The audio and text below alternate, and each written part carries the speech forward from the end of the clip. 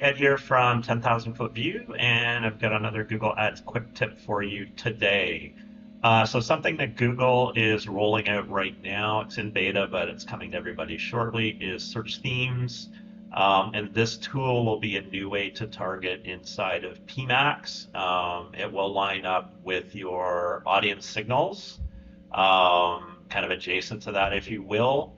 And currently, what most advertisers do, hopefully you do this, is you would create a custom intent audience, which would include your best performing keywords from your account and include that in audience signals. So this new method kind of short circuits that. You don't need to have a custom intent audience. You can go ahead and directly add up to 25 broad match keywords, and that would be per asset set. So you can go ahead and add more per asset, or you can add 25 keywords per asset set.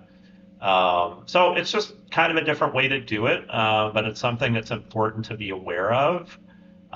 If you don't have it in your account yet and you are not using custom intent, you really should be, because it really helps a lot with the keyword targeting, and can make your PMAX a lot more successful. But once this rolls out, hopefully everybody will start using that, and I think it will further enhance keyword targeting for advertisers.